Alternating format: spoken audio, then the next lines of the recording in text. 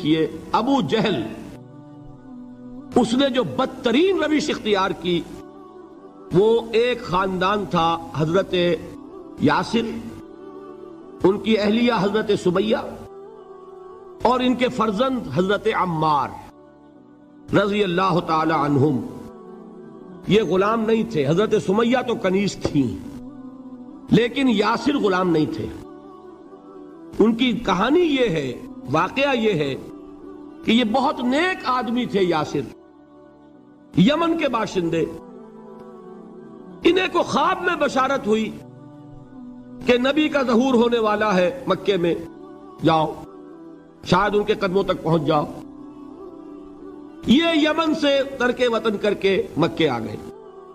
ابو جہل کا ایک چچا تھا، بہت شریف النفس انسان، اس کے ساتھ معاہدہ کیا حلیف بن کر، اور وہ مکے میں رہنے لگے۔ اس لیے کہ یہ نوٹ کر لیجئے، مکہ اس وقت ایک قبیلے کا شہر تھا، صرف قریش۔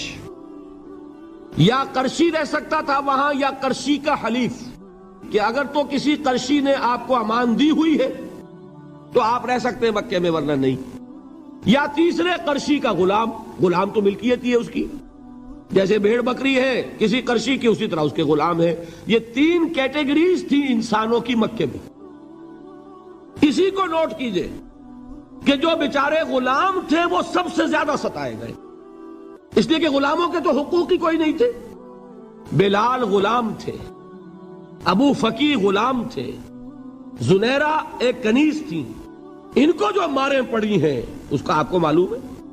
حضرت بلال کے ساتھ جو کچھ امیہ ابن خلف نے کیا، کہ جس طریقے سے کہ حیوانوں کی لاشیں جو ہے کھینچ کر گھسیٹ کر لے جائی جاتی ہیں، ان کی گردن میں رسی ڈال کر گھسیٹتے، اسی طریقے سے حضرت بلال کے گردن میں رسی ڈال کر ٹھیک دوپہر کے وقت مکے کی سنگلاخ گلیوں کے اندر گھسیٹا جاتا تھا۔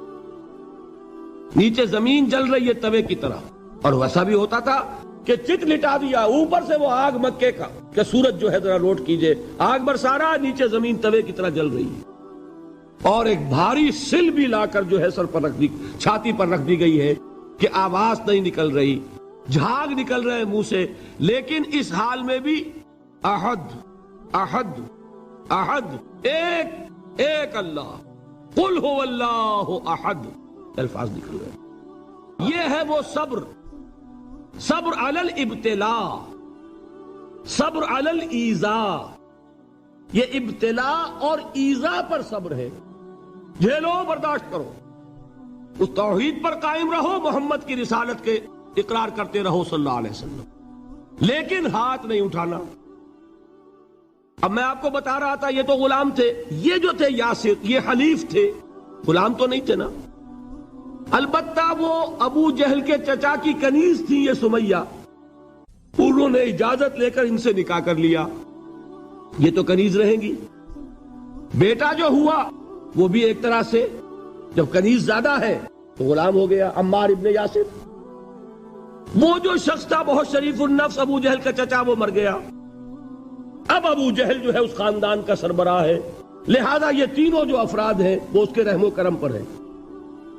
یاسر کو بھی پروٹیکشن اگر ہے تو ابو جہل کی ہے، ابو جہل جو چاہے کرے، اور سمیہ تو کنیز ہے ہی، اس کا تو کوئی حق ہے ہی نہیں، جو چاہے کرے، اور عمار ان دونوں کا بیٹا ہے۔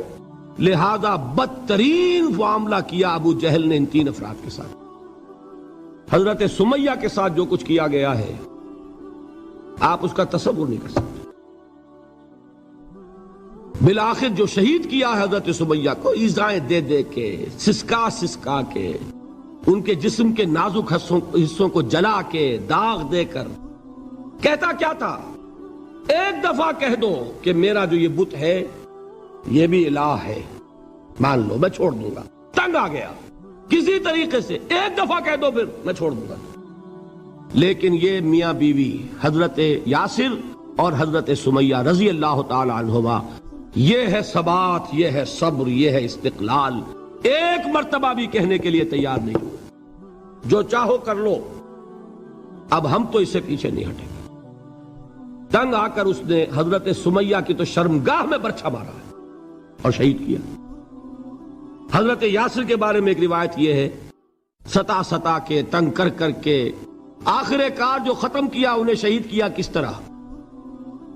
4 سانڈ اونٹ جوان، ان سے رسے باندھے، ایک رسے سے ایک بازو باندھا، دوسرے سے دوسرا بازو باندھا، تیسرے سے ایک ٹانگ باندھی، چوتھے سے دوسری ٹانگ باندھی، اور چاروں کو دوڑایا ہے کہ جسم کے پرخچے اڑ گئے۔ اس وقت سامنے سے حضور گزرتے تھے جبکہ آل یاسر کے ساتھ یہ معاملہ ہو رہا ہے، کیا فرماتے تھے؟ اسبروا یا آل یاسر فإن موعدکم الجنہ، اے یاسر کے گھر والوں صبر کرو، جھیلو، اس لیے کہ تمہارے وعدے کی جگہ جنت ہے۔